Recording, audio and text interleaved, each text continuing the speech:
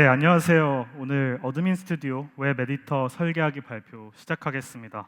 먼저 저희 소개부터 올리겠습니다. 저희는 배민 공통 서비스 웹 프론트 개발팀에서 프론트엔드 개발을 하고 있고, 올해는 함께 어드민 스튜디오를 개발했으며 오늘 발표를 담당하게 된 김유욱과 이재원입니다. 인사드리겠습니다. 저희가 오늘 소개하려는 서비스는 어드민 스튜디오입니다. 어드민 프론트엔드 제작을 위한 웹 에디터 서비스인데요. 누구나 쉽게 어드민을 만들고 사용할 수 있는 서비스입니다. 먼저 시연 영상부터 한번 짧게 살펴보면서 어떤 프로덕트를 말하는 건지 감을 잡아보도록 할게요. 이렇게 템플릿을 선택을 해서 원하는 API를 선택해서 연동을 한 뒤에 그에 따른 설정을 몇 가지 해주고 또 원하는 비주얼대로 만들어준 다음에 미리 보기를 누르면 사용 가능한 어드민 페이지가 클릭 몇 번 만에 만들어지게 됩니다. 여기서 좀 의문이 드시는 분들도 계실 수 있을 것 같아요. 왜 하필이면 많고 많은 것 중에서 꼭 어드민을 만드는 에디터를 선택했을까 하고 말이죠. 우한영재드에서 어드민은 다음과 같은 상황에 놓여 있었습니다. 내부 직원용이다 보니까 어드민은 자연스럽게 고객용 서비스보다는 중요도가 낮다고 판단이 되고, 그래서 완성도를 갖추거나 사용성을 생각하기보다는 빠르게 필요한 기능을 만들어내는 것을 중점으로 개발하게 되었죠. 이 말은 때로는 프론트엔드 개발자 리소스가 부족해서 없더라도 서버 개발자라도 만들어내는 상황이 생기곤 했다는 것이었습니다. 이렇게 해서 문제가 없었다면 참 좋았겠지만 이런 문제들이 발생합니다. 우선순위에서 항상 밀리다 보니 불편한 기능을 개선하고 싶어도 수정이 어려웠고, 어드민마다 다 필요에 따라서 만들어졌기 때문에 개별적으로 사용성을 다르게 가지고 있었습니다. 그렇다 보니 새롭게 마주하는 어드민을 마주했을 때 운영자들의 러닝 커브도 발생하게 되었습니다. 그리고 프론트엔드 개발자가 개입하지 않았지만 실제로는 프론트엔드 프로젝트이기 때문에 기술 최신화라던가 보안 취약점 대응 같은 유지 보수에서도 사각지대에 놓여 있다는 문제점이 있었습니다. 이 문제를 해결하는 게 쉽지가 않더라고요. 그래서 올해 초에 저희는 함께 이 문제를 해결하기 위해 머리를 맞대서 고민을 하기 시작했습니다. 오랜 고민 끝에 이런 질문에 다다르게 되었어요. 어드민을 계속 잘 관리할 수 있도록 만들고 수정하는 게 중요한 건 알겠는데 그걸 꼭 다 프론트엔드 개발자가 개발해야만 달성할 수 있을까? 아니 애초에 어드민 하나하나를 꼭 개발로 만들어야 할 필요가 있을까 하고요. 개발이 아니라 적절한 도구를 제공을 하면서 그 안에 규칙을 따르게만 하면 어드민을 누구나 빠르게 만들 수 있지 않을까라는 질문에 다다르게 되었습니다. 그래서 저희의 목표는 명확해졌습니다. 바로 간편하게 표준화된 어드민을 만드는 에디터를 구축하는 것이었습니다. 프론트엔드 개발자가 기반을 만들었기 때문에 기술적인 유지 보수도 매우 용이하고 사내 디자인 시스템을 차용해서 공통된 사용성을 보장할 수 있으면 우리가 직면한 문제를 해결하면서도 누구나 빠르고 자유롭게 어드민을 만들 수 있겠다라는 희망을 보게 된 것이죠. 그렇게 어드민 스튜디오 프로젝트가 시작됐습니다. 근데 이게 야망은 큰 프로젝트긴 한데요. 이 서비스가 다뤄야 될 주제가 워낙 넓었습니다. 생각해보면 프론트엔드 개발자를 완전히 대체하는 도구를 만들어야 한다는 건데 구현해야 될 기능이 한두 개가 아니라는 거 금방 생각하실 수 있을 거예요. 그래서 저희는 가장 먼저 이 많은 기능들을 어떤 구조로 만들어서 구성하고 연결하면 될지부터 고민해 보았습니다.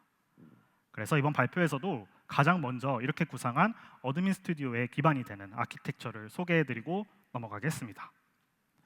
애플리케이션 레벨에서 어드민 스튜디오는 총 3개의 애플리케이션으로 구성되어 있습니다. 에디터와 뷰어, 두 가지 프론트엔드 애플리케이션과 이를 뒷받침해주는 서버가 그 3가지인데요. 가장 먼저 에디터는 저희가 만들고자 하는 어드민의 서비스의 설정, 그리고 페이지와 그 구성 요소들의 속성을 편집하는 기능을 가지고 있습니다. 그것뿐 아니라 저장을 해서 다른 사람들과 공유하고 배포해서 사용자가 실제로 사용 가능한 서비스를 만드는 것도 여기에서 수행하게 되죠. 이렇게 에디터로 편집하고 저장한 내용은 서버로 전달됩니다.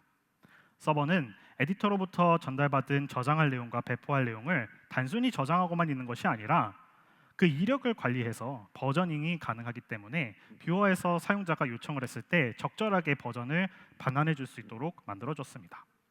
그래서 뷰어에서는 이렇게 데이터를 호출을 해서 서버로부터 데이터를 수신하고 그 수신받은 데이터를 사용해서 사용자가 사용 가능한 서비스를 제공하는 역할을 수행합니다. 이때 전체 어드민 서비스를 통으로 제공할 수도 있고 기존에 이미 개발되었던 서비스 어드민들의 페이지 단위로도 삽입할 수 있도록 만들어졌습니다. 이 중에서 프론트엔드 애플리케이션 두 가지 에디터와 뷰어를 조금 더 깊은 레벨에서 살펴보도록 하겠습니다. 모듈 수준에서 보았을 때 프론트엔드 애플리케이션은 이렇게 5개의 레이어로 구성되어 있습니다. 가장 처음은 다른 레이어들의 기반이 되는 파운데이션 레이어로 타입과 공통 유틸, 도메인에서 자유로운 기능 함수들을 모아놓은 곳이고 다른 모든 레이어에서 참조하고 있습니다. 그 다음으로는 기능 단위 묶음인 피처와 컴포넌트 레이어가 있습니다. 앞서서 말씀드린 것처럼 어드민 스튜디오가 워낙에 많은 기능들을 다루고 있다 보니 이 모든 기능들을 독립적으로 모듈로 만들어서 서로 의존성을 줄이고 유지보수에 유리하게 만들어졌습니다. 그중 대표적으로 편집 관련 기능들만 모아둔 에디터 패키지와 정의를 컴포넌트로 옮겨주는 블록 렌더러 패키지가 있습니다. 그리고 컴포넌트 레이어에는 어드민 스튜디오에서 사용할 UI 컴포넌트들을 모두 모으고 그 속성을 편집하는 데 1:1로 대응하는 패널들을 모아둔 컴포넌트 패키지가 위치하고 있습니다. 이렇게 독립적으로 구성된 모듈들은 플랫폼 레이어에 이르러서 통합되게 됩니다. 그래서 각각 에디터와 뷰어 플랫폼 패키지가 존재해서 이 독립적으로 구현된 기능들이 서로 유기적으로 소통할 수 있도록 연결점을 제공합니다. 이렇게 통합된 패키지를 애플리케이션 레이어에 있는 애플리케이션 패키지들이 사용자 인터페이스와 함께 제공하게 되면 저희가 사용할 수 있는 애플리케이션을 만들 수 있게 됩니다. 이제 어드민 스튜디오의 전체적인 구조가 어떤 형태를 띠고 있는지 이해하셨을 거라고 생각합니다.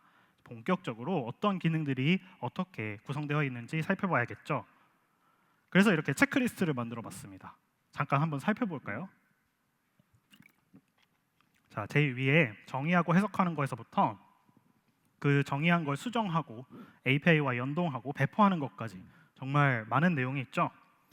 내용이 많으니까 한번 집중해서 따라가 보도록 하겠습니다. 가장 먼저 어드민 스튜디오에서 서비스를 어떻게 정의하고 또 이렇게 정의한 내용을 어떻게 다시 해석해서 사용자들이 사용할 수 있도록 만들지 정하는 것이 중요할 것 같습니다. 이를 위한 핵심이 바로 스튜디오 DSL입니다. DSL이라는 표현이 생소하신 분들이 있을 것 같아요. DSL은 도메인 스페시픽 랭귀지의 줄임말로 제너럴 퍼포스 랭귀지의 반대가 되는 말인데 이 범용 언어에 속하는 것이 저희가 아는 타입스크립트, 자바스크립트, 파이썬이 해당해서 모든 도메인에서 사용할 수 있는 언어라고 하면 DSL은 특정 분야의 문제를 해결하기 위해서 사용되는 특수한 언어를 지칭하는 말입니다. 그 중에서도 스튜디오 DSL은 어드민 스튜디오의 언어로 제이슨을 기반으로 하고 있으며 어드민 프로젝트의 정보와 블록에 대한 정의를 담고 있습니다. 그래서 이 언어를 해석하면 블록의 형태와 동작 방식 그리고 블록들이 서로 어떻게 연관되어 있는지를 알 수 있어요. 하나 짚고 넘어가자면 여기서 말하는 블록이라는 건 어드민 스튜디오에서 페이지의 각 구성 요소를 지칭하는 단위로 생각해 주시면 됩니다. 원래는 이 어드민을 정의하고 나가면 정말 많은 데이터를 만들게 되는데요. 그 중에서 지금 이해하기 위해서 아주 작은 예시, 버튼 하나를 만들어 보는 DSL을 가지고 왔습니다. 오른쪽에 살펴보면 가장 위에서부터 아이디가 있어서 블록을 구별해 줄 수 있도록 하고요. 그 다음으로는 어떤 컴포넌트의 블록인지를 나타내주는 타입 필드가 존재하고 그 외에 이 버튼의 속성을 지정해 줄 프롭스 객체가 있습니다. 프롭을 하나씩 바꾸면 당연히 버튼의 형태와 모양을 바꿔줄 수 있겠죠. 가장 먼저 이 베리언트를 필에서 아웃라인으로 바꿔줬을 때 꽉 찬 버튼이 이렇게 테두리만 있는 버튼으로 바뀌고 컬러도 데인저를 추가하니까 빨간색 버튼으로 바뀌었어요. 레이블도 이렇게 버튼 대신에 버튼을 만드니까 마찬가지로 바뀐 걸 볼 수 있죠. 근데 사실 버튼이라고 하면 온클릭 핸들러가 좀 핵심적이잖아요. 근데 이렇게 핸들러를 추가하려고 하니까 좀 갑자기 난감해져요. 어라, 제이슨 객체인데 이렇게 함수 구현을 바로 넣어도 되던가? 안 되겠죠. 그래서 저희가 사용한 방법이 문자열 기반 분기 처리, 스트링 베이스드 디스패치입니다. 제가 좀 있어 보이는 말로 포장을 하긴 했는데요. 간단합니다. 어떤 함수를 어떻게 호출할지를 객체의 형태로 표현해 주는 거예요. 그래서 이 함수 이름을 전달할 파라미터를 정의를 해주면 뷰어 쪽에서 이 정보를 적절하게 파싱을 해주고 그러면 사용자가 이렇게 버튼을 딱 클릭했을 때 짠 하고 보여주는 것이죠. 스튜디오 DSL 이렇게 살펴봤는데 별로 어렵지 않죠? 이렇게 간단하지만 명확한 DSL을 사용을 하면 어드민을 정의하는 데 여러 가지 장점이 존재합니다. 가장 첫 번째로는 어드민이 조금만 길어지고 복잡해지면 정의해야 될 내용이 정말 많아지는데, 이렇게 잘 정의된 특수 언어를 사용을 하게 되면 필요한 정보만 간추려서 단순하고 간결한 데이터 형태를 만들어낼 수 있습니다. 쉽게 얘기하면 보일러플레이트가 되는 부분들을 모두 제거할 수 있다는 말이에요. 이는 자연스럽게 다음 장점으로 이어지게 됩니다. DSL은 코드보다 훨씬 적은 양의 데이터를 저장하고 또 이를 주고받기 때문에 공간적으로나 시간적으로 매우 효율적입니다. 덤으로 코드를 변경시키지 않고 정의된 기능 안에서만 변경을 하게 되면 서비스를 수정해서 배포하려고 할 때 빌드를 새롭게 하지 않아도 되기 때문에 빠르게 배포를 할 수 있다는 장점도 있죠. 마지막으로는 코드와 기능 정의를 분리했기 때문에 어드민 스튜디오의 관리를 용이하도록 합니다. 그러니까 스튜디오 DSL의 정의 인터페이스가 변하지 않는 한 내부적으로 컴포넌트에 업데이트를 하거나 리팩토링을 하거나 성능 최적화를 하더라도 기존 정의들은 하나도 변경하지 않고 모든 서비스에 빠르게 반영하고 전파할 수 있는 것이죠. 이제 정의하는 방법은 마련했으니 그 다음으로 그 정의를 다시 사용자가 사용 가능한 서비스로 옮기는 기능이 필요할 겁니다. 그래서 이를 위해서 사용하는 것이 블록 렌더러 모듈입니다. 이 과정에는 과연 뭐가 필요할까요? 저희가 블록의 정의를 렌더링하고 싶어요. 저희가 정리한 바로는 이렇게 표현할 수 있습니다. 필요한 데이터를 API 호출을 직접 해서 조회해서 받아오고 사용자랑 상호작용하면서 이 컴포넌트가 어떻게 동작할 것인지 로직을 만든 다음에 그거를 UI 컴포넌트에다가 전달을 해서 렌더링을 시키게 하는 것이죠. 예시로 한번 이 테이블의 정의를 컴포넌트로 옮겨보려고 해요. 저희 목표는 이런 제이슨 객체를 가지고 사용할 수 있는 컴포넌트로 만드는 것이죠. 여기 DSL을 살펴보면 API config라는 처음 보는 객체가 있어요. 여기에 저희가 사용할 API의 ID와 그 관련된 설정들을 정의하고 있습니다. 그래서 이 정의를 use API wrapper 훅에다가 넘기면 여기에서 실제 데이터 호출이 일어나고 또 텐스택 쿼리를 사용해서 이걸 재호출하기 위해서 필요한 함수를 반환받게 됩니다. 이렇게 반환된 함수를 다시 정의에 있는 이 onClick 핸들러, onNextPageClick이라고 되어 있죠. 이 정의와 함께 다시 이벤트 래퍼인 generate event 핸들러에다가 넘겨주게 되면 상호작용할 때 사용할 수 있는 UI 컴포넌트에 넘겨줄 이벤트 핸들러로 반환하게 됩니다. 그래서 이렇게 반환받은 데이터 정보와 저희가 만들어낸 이벤트 핸들러 함수를 기존의 이 컴포넌트의 정의에 포함되어 있던 정적인 프롭들과 함께 UI 컴포넌트에 넘겨주면 이렇게 사용할 수 있는 컴포넌트로 바꿔줄 수 있습니다. 한번 코드 레벨로 살펴보면서 정리하고 넘어갈게요. 이렇게 처음에는 use API 래퍼를 거치면서 API 요청을 수행을 하고 다시 호출할 때 필요한 함수를 생성을 한 뒤 이 정보를 다 넘겨서 이벤트 핸들러도 만들어주고 그걸 정적인 프롭과 함께 UI 컴포넌트에 넘겨주면 실제 렌더링이 일어나는 것이죠. 자, 이렇게 이제 제이슨을 작성해서 어드민을 만들 수 있는 것까지는 달성했습니다. 근데 사용자한테 제이슨으로 이렇게 편집해서 만드세요 할 거 아니잖아요. 그러면 이제는 편집하는 에디터 기능들을 하나씩 만들어줘야 할 겁니다. 가장 처음으로 저희가 만들 건 화면이 가장 처음으로 저희가 만들 거는 에디터의 심장이자 꽃이라고 할 수 있는 상호작용 영역을 구성하는 겁니다. 여러분이 생각하시는 그거 맞습니다. 이렇게 직접 편집 중인 화면이 나오고 클릭해서 선택해서 옮기고 하는 그거요. 이거 많이 보셨겠지만 이거의 기능적인 요구사항을 큰 틀에서 생각해보면 미리 보기 하는 기능과 상호작용하는 기능 이렇게 두 가지가 필요하다는 걸 알 수 있습니다.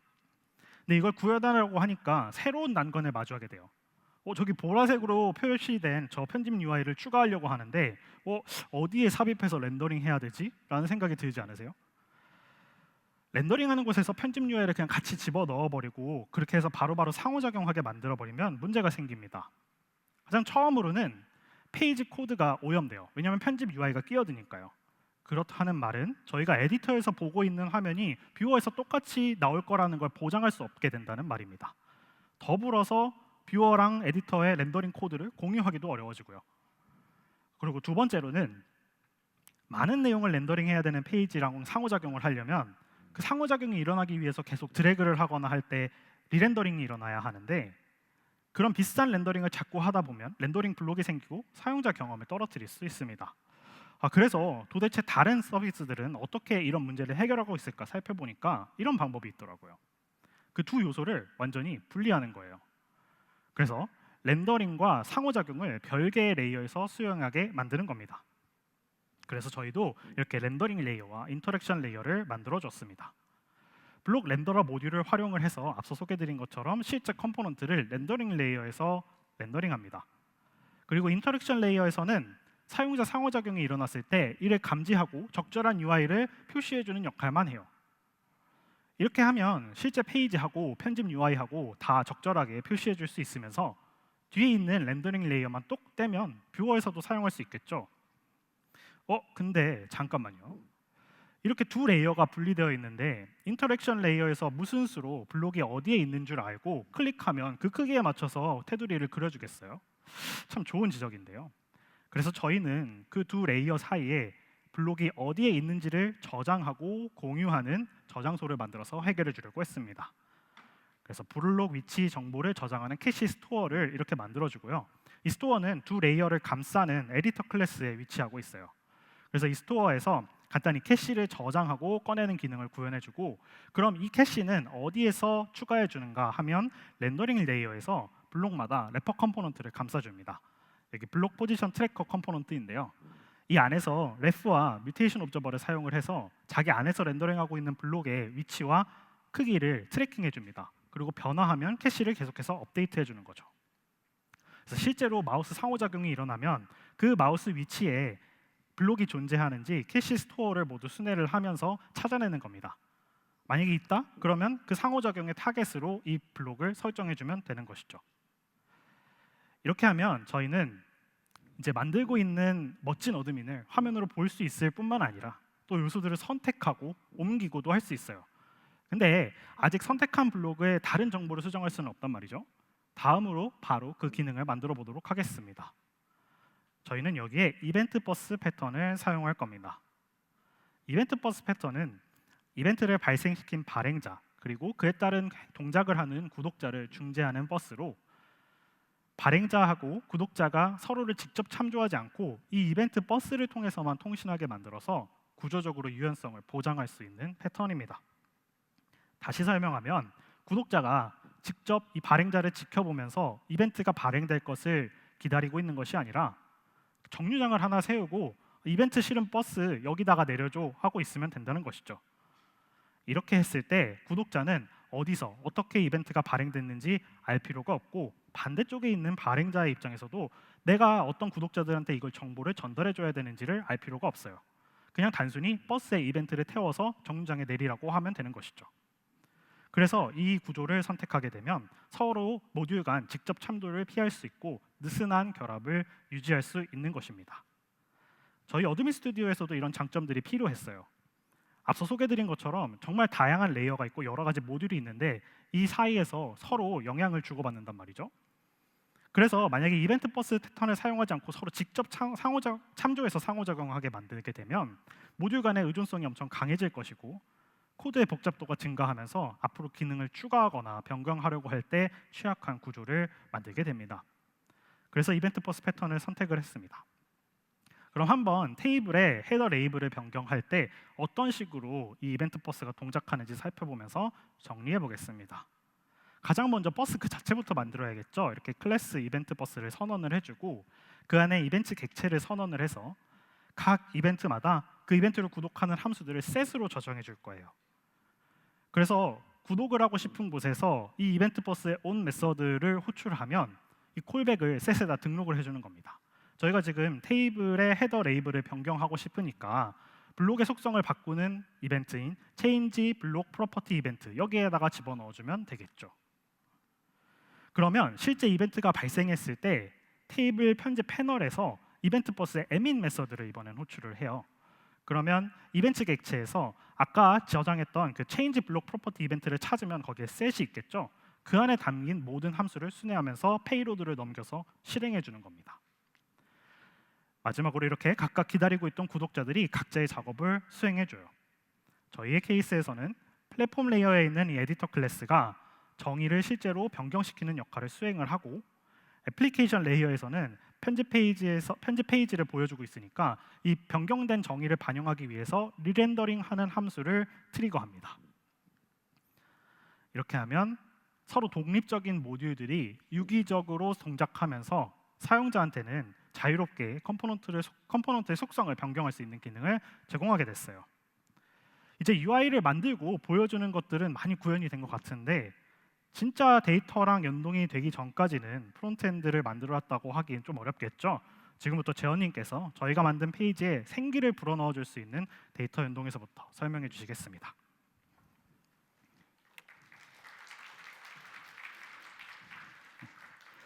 네, 지금까지 어드민 스튜디오의 개요와 프론트엔드 중심의 아키텍처에 대해서 설명해 드렸는데요. 이제 세션 후반에서는 남은 부분인 API 연동과 데이터를 다루는 방식, 그리고 인프라에 대해서 이야기하고자 합니다. 이 내용들을 전달드릴 저는 웹프론트엔드 개발자 이재원이라고 합니다. 제일 먼저 복잡하고 다양한 서버 API 스키마를 어떻게 쉽게 표준화된 방식으로 다룰 수 있을까 하는 문제입니다. 앞서서 요웅님께서 설명드린 부분으로 어드민 스튜디오의 목표는 간편하게 표준화된 어드민을 만드는 에디터입니다. 그렇기에 이 목표에 부합하도록 API 연동의 전체 과정을 간단하며 일관된 형태로 구성하여야 했습니다. 잠깐 API를 연동하는 예시를 영상으로 확인해 보겠습니다. 이제 API를 검색하는 UI에서 API를 검색해서 가져오고 필요한 API를 에디터에 연동할 수 있도록 합니다.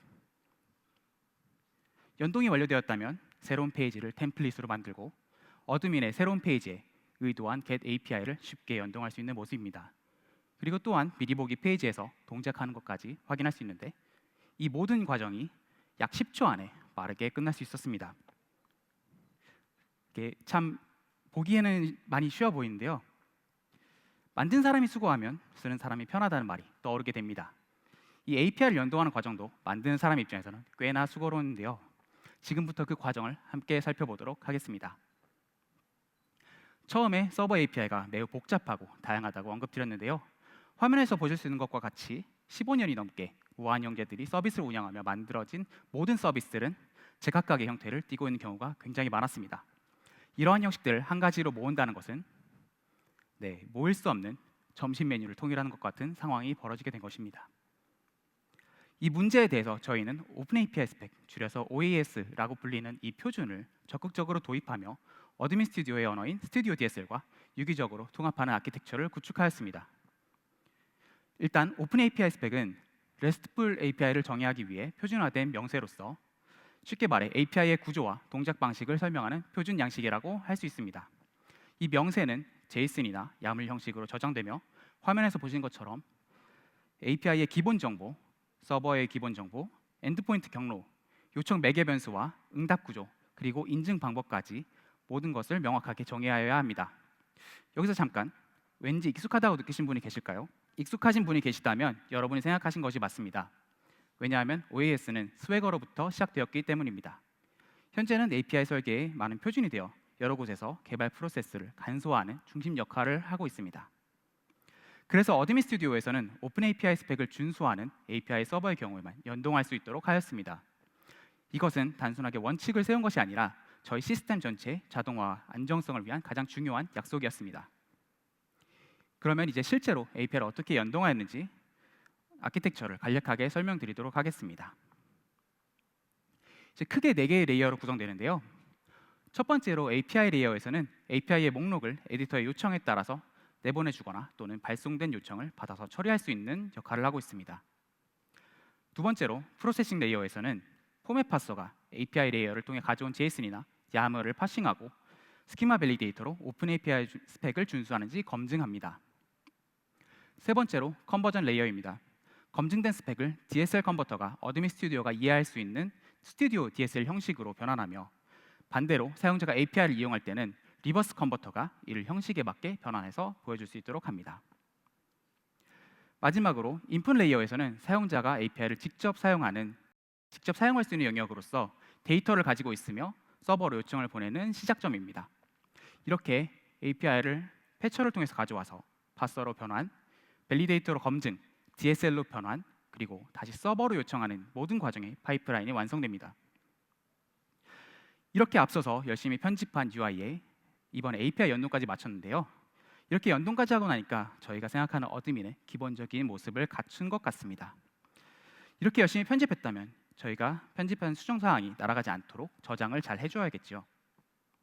그럼 이제 어드민 스튜디오에서 정의한 데이터를 어떻게 저장하고 관리하는지 살펴보도록 하겠습니다. 어드민 스튜디오는 데이터를 총 3개의 레이어로 나누어서 관리합니다. 가장 안쪽에는 편집 상태를 관리하는 데이터 매니저가 있고, 중간에는 데이터를 잘 보존할 수 있는 임시 저장 레이어가, 그리고 가장 바깥쪽에는 최종적으로 저장하는 서버가 존재하게 됩니다. 이제 이 3가지를 순차적으로 살펴볼 수 있도록 하겠습니다. 먼저 가장 안쪽에 존재하는 데이터 매니저입니다. 데이터 매니저는 DSL을 에디터 전반적으로 유지하면서 운용할 수 있도록 도와주는 클래스로서 어드민 스튜디오에서는 주스탄드 라이브러리를 좀 더 많이 활용을 하였고, 대규모의 데이터를 단순 스테이트로 관리한다는 것은 사실 맞지 않는 판단이기 때문에 저희는 좀 더 편리하게 사용할 수 있도록 라이브러리를 사용하였습니다. 그리고 더 많은 데이터가 오가는 상황 속에서 데이터 매니저를 좀 더 효율적으로 사용하기 위해 중요한 원칙으로 저희는 싱글 소스 오브 트루스를 적용하였습니다. 싱글 소스 오브 트루스는 한국어로는 단일 진실 원천이라고 하는데요. 저희는 이것을 따라서 모든 에디터의 모든 핵심 데이터를 하나의 매니저에서 관리합니다. 한 개의 데이터 소스만을 사용하며 온전히 단방향으로 동작하게 하여 데이터 흐름을 예측 가능하게 만들고 변경 추적을 용이하게 할 수 있도록 하였습니다. 하지만 저희가 모든 상태를 한 곳에 두게 된다면 작은 변경 하나에도 모든 컴포넌트들이 리렌더링 되는 성능 문제를 야기할 수 있는데, 저희는 이 부분을 선택적 구독 패턴으로 해결하였습니다. 이때 상태뿐만 아니라 그에 해당하는 액션들 또한 세분화함으로써 저희는 이 변경에 대한 사이드 이펙트를 최소화할 수 있었습니다.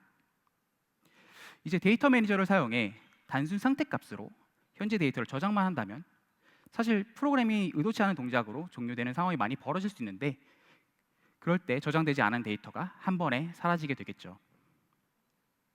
어드민 스튜디오는 특히나 여러 페이지에 대한 작업들이 한 번에 진행될 수 있는 확률이 매우 높다 보니 그럴 위험이 좀 더 커지게 됩니다.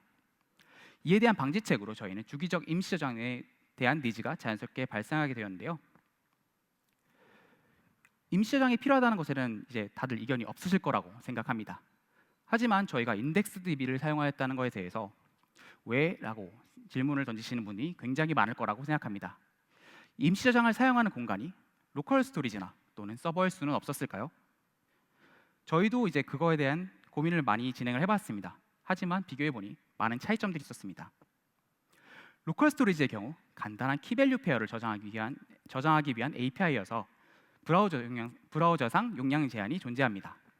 동작 방식에서도 동기식으로 동작하기 때문에 엄청 큰 데이터가 잦은 임시 저장이 발생할 경우 데이터 처리할 때 렌더링 블록이 일어날 확률이 있습니다. 마지막으로 데이터 타입도 스트링만 저장할 수 있다는 단점이 존재하여서 저희의 DSL을 저장할 때 데이터를 객체에서 문자열로 변환해야 된다는 단점까지 존재하였습니다. 두 번째로 서버도 대안이 될 수 있어 보이는데요. 근데 임시 저장의 경우 수초에 한 번씩 저장해야 하는데, 서버 저장의 특성상 네트워크 지원과 서버 관리 포인트 증가 등 그 비용이 매우 명확했습니다. 저희가 단순하게 임시 저장을 구현하면서 이 정도의 비용을 투자한 것이 맞을까? 하는 고민이 들게 하는 포인트였는데요. 그렇기 때문에 저희는 인덱스DB를 선택하게 되었습니다. 인덱스DB는 이런 특징들이 있는데, 디바이스에 직접 저장하기 때문에 제한 용량이 수 기가바이트나 되고 값을 객체 그대로 저장할 수 있으며 서버와 동일하게 비동기식으로 동작하여서 큰 데이터를 저장하는 데 장점이 있습니다. 하지만 동시 편집과 같이 서버를 활용한 임시 저장이 필요한 경우 이것만으로는 부족하고 서버에 저장하는 것이 유일한 선택지가 되게 됩니다. 이때를 대비하기 위해 저희는 10스택 쿼리 어댑터 계층을 만들었습니다. 이 어댑터 계층을 이용함으로써 추후에 인덱스DB에서 서버에 임시 저장하는 것으로 변경 시에도 동일한 인터페이스를 유지할 수 있게 되었습니다. 또한 임시 저장된 데이터에 대해서도 캐싱, 데이터 무효화, 리패치 등 10스택 라이브러리에서 지원되는 고급 기능들을 동일하게 사용할 수 있었습니다. 종합하여 사용자가 에디터를 다시 열었을 때 동작하는 데이터 복구 플로우는 다음과 같습니다. 먼저 임시 저장된 데이터가 있는지 확인합니다. 만약 임시 저장된 데이터가 없다면 서버에서 최신 데이터를 가져와 임시 저장하여 줍니다. 반대로 임시 저장된 데이터가 있고 서버 데이터가 다르다면 사용자에게 서버에서 저장된 버전을 불러올지 아니면 임시 저장되어 있는 버전을 불러올지를 선택할 수 있는 UI를 제공함으로써 데이터를 변경할 수 있는 분기점을 제공합니다. 마지막으로 이전 과정들에서 수정한 임시 저장 데이터를 기반으로 모든 데이터를 초기화합니다. 이제 데이터 저장의 마지막인 서버 레이어입니다. 서버에서도 데이터 저장이 이루어지지만 저희는 서버에 무작정 데이터를 밀어넣을 수는 없습니다. 그렇기에 스튜디오 DSL을 최적의 상태로 저장할 수 있는 설계가 필요합니다. 서버 레이어에서 저희가 가장 중점적으로 다루고 싶은 부분은 깃에서 영감을 받은 프로젝트 버저닝 시스템입니다. 우선 어떤 부분에서 영감을 받았는지 보려고 합니다. 깃에서의 버전 관리는 프로젝트 전체의 모습을 담은 스냅샷을 기준으로 커밋시마다 파일들의 변경 여부를 확인하는데요. 변경되지 않은 부분은 그대로 참조하고 이 스냅샷 하나하나를 커밋이라고 부르게 됩니다. 그리고 이 스냅샷을 식별하기 위해 깃에서는 원래 SHA-1을 사용한 해싱을 사용하였지만 현재는 SHA-256을 통하여 고유한 ID 값을 사용합니다. 이 방식을 컨텐트 어드레스블 저장 방식이라고 합니다. 어드미 스튜디오는 이와 매우 유사한 방식을 사용하는데요. 일단 저희의 DSL을 두 가지로 나눠보겠습니다. 우선 데피니션과 버전이라는 개념으로 구분하였는데요. 데피니션은 DSL의 페이지나 로직 등 핵심 구성 요소를 의미 있는 단위로 쪼갠 불변 데이터 조각을 의미합니다. 그리고 버전은 커밋과 유사하게 특정 저장 시점의 프로젝트의 전체 스냅샷을 나타내는데 이를 위해 불변 데이터 조각인 여러 개의 데피니션으로 조합하여 만듭니다. 조합할 때 각 데피니션들을 SHA-1 해시 비교를 통하여서 변경 여부를 확인한 이후 필요시에만 새로운 데이터를 저장하여 불필요한 중복 저장을 최소화하였습니다. 이제 간단한 예시를 통하여 알아보겠습니다. 어제 미리 저장해둔 프로젝트에 페이지를 추가하려고 하는데요. 그러면 우선 어제 저장한 최신 버전을 불러와야겠죠. 프로젝트를 불러와 보니 그 안에는 API 데피니션과 페이지 데피니션이 존재합니다. 그리고 이제 새로운 페이지를 한 개 추가해 주었는데요. SHA-1 해시 값은 페이지 02가 되었습니다. 페이지 02는 기존에 존재하지 않는 데이터이기 때문에 서버에서 이 페이지에 대한 정보를 저장하게 됩니다. 마지막으로 프로젝트 버전에는 페이지 02에 대한 레퍼런스를 추가하고 변경한 마지막 새로운 버전인 2025, 1028, 01로 DB에 저장하게 됩니다. 이렇게 DSL을 서버에 저장하는 한 개의 플로우가 완성되게 됩니다. 이렇게 해서 저희는 저장해서 프로젝트 버전을 만드는 것까지 할 수 있게 되었습니다. 그러면 사용자가 이 버전을 바라볼 수 있도록 하는 배포는 어떻게 진행할 수 있을까요? 어드미 스튜디오의 배포는 일반적인 정적 배포에서 사용하는 방식과 매우 유사합니다. 우선 현재 존재하는 버전 리스트를 불러와 볼게요. 버전들을 확인하고 이 중에서 어떠한 버전을 사용자들이 접근했으면 좋겠는지를 정하여서 서버로 배포 요청을 보냅니다. 그러면 서버에서는 요청받은 버전으로 뷰어에 전달할 버전을 세팅합니다. 이제 사용자가 어드민을 사용하기 위해 뷰어를 통해 진입하게 되고 현재 URL을 전달할 때 서버는 최신 배포 버전을 찾아서 뷰어에게 전달하게 됩니다. 그러면 뷰어는 이렇게 정상적으로 배포된 버전을 볼 수 있게 렌더링할 수 있게 됩니다. 여기까지 간단하게 저장된 버전 데이터를 사용하여 배포하기까지 살펴보았습니다. 마지막으로 인프라에 대한 부분은 정말 중요한 요점만 가볍게 보고 넘어가려고 합니다. 우선 지금까지 이해할 수 있는 어드미 스튜디오에 대한 그림입니다. 용님께서 언급하셨던 에디터, 뷰어, 그리고 서버까지의 모습입니다. 현재까지의 구성상 실제 사용자가 접근하는 어드민은 뷰어가 될 겁니다. 이때 생기는 문제로 어드민이 늘어나면 뷰어도 늘리나요? 라는 질문이 생기게 됩니다. 그 질문에 대한 답은 저희가 이미 알고 있습니다. 프로젝트가 생겨날 때마다 뷰어를 한 개씩 늘려갈 수는 없기 때문에 저희는 한 개의 뷰어로 여러 어드민에 대한 접속을 처리할 수 있는 방법에 대해 고민해 보았습니다. 많은 방법들을 고려해 보았으나 저희의 선택은 AWS 클라우드 프론트의 내장 기능인 얼터너티브 도메인이었습니다. 얼터너티브 도메인, 한국어로 대체 도메인은 특정 서비스나 시스템에서 여러 개의 도메인을 가질 수 있게 하는 기능으로 그림에서는 6개의 도메인이 한 개의 서비스로 연결되게 할 수 있음을 보여주고 있습니다. 어드민 스튜디오에서는 각 어드민의 URL을 단일 뷰어의 대체 도메인으로 추가하여 어드민을 효율적으로 추가할 수 있게 하였습니다. 이렇게 한 개의 뷰어를 쓴다는 것은 한 번의 변경이 모든 어드민에 동일한 수정을 적용할 수 있다는 것이기도 합니다. 지금까지 내용을 종합하여 대체 도메인부터 뷰어와 서버 그리고 에디터까지 이어지는 기본 인프라를 완성하게 됩니다. 이렇게 저희가 오늘 준비한 어드민 스튜디오의 핵심 기능들은 모두 다 다루어 본 것 같은데요. 저희가 마주했던 문제들과 해결 과정을 체크리스트 형식으로 보여드렸는데, 마지막으로 되돌아보기 시간을 통해 저희가 걸어온 길을 키워드로 한번 살펴보겠습니다. 우선 정의하고 해석하기에서는 어드민을 객체로 정의하는 스튜디오 DSL과 이를 그려내는 블록 렌더러를, 사용자가 편집하는 영역을 실제 뷰어와 분리하기 위해 렌더링 레이어와 인터랙션 레이어로 분리한 상호작용하기, 에디터 내의 다양한 모듈들이 서로 직접적인 의존성 없이 상태를 변경할 수 있도록 한 이벤트 버스, API를 표준화된 방식으로 쉽게 연동하기 위한 오픈 API 스펙, 편집 내용을 안전하고 효율적으로 보관 및 활용하는 인덱스DB를 활용한 임시 저장과 컨텐트 어드레서블 방식의 버전 관리를, 그리고 마지막으로 어드민 뷰어를 효율적으로 제공하기 위해 얼터너티브 도메인을 활용한 인프라 구성까지 살펴보았습니다. 저희는 이제 어드민을 꼭 개발해야만 할까? 누구나 만들 수 있지 않을까? 라는 이 질문에서 이 어드민 스튜디오 프로젝트를 시작하게 되었습니다.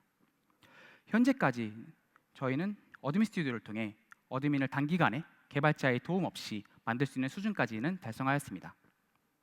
하지만 여기서 멈추지 않고 어드민 스튜디오는 다양한 방향으로 발전될 것이라고 예상합니다. 근시일 내에 어드민 스튜디오는 AI가 주도하는 에디터 서비스로 발전할 수 있을 것으로 바라보고 있습니다. DSL의 규칙을 통하여서 구체화된 큰 틀을 구성할 수 있도록 하고, 여기 보시는 대로 적혀 있는 복잡한 영역들을 저희가 다 해결했기 때문에 불가능하지는 않은 목표가 되었습니다. 오늘 저희는 이 목표를 달성하기 위해 저희가 설계하고 구현했던 경험들을 간략하게 공유드렸습니다. 시간 관계상 더 많은 고민들과 내용들을 담지는 못하였고, 질문 주시면 저희가 답변 드릴 수 있도록 하겠습니다. 어드민 스튜디오라는 에디터를 설계하며 겪었던 고민과 해결 과정이 오늘 이 자리에 계신 여러분들께도 작은 도움이 되었기를 바랍니다. 정말 마지막으로 저희와 함께 이 멋진 도전을 함께 해준 동료들에게 감사의 마음을 전하고 싶습니다. 유리님, 교영님, 민근님, 윤경님, 그리고 희라님까지 짧지 않은 기간 동안 정말 고생 많으셨습니다. 또한 저희와 함께 해준 많은 유관부서들의 관계자분들께 정말 진심으로 감사의 말씀드립니다. 이상으로 어드민 스튜디오 발표를 마치겠습니다. 긴 시간 들어주셔서 감사합니다.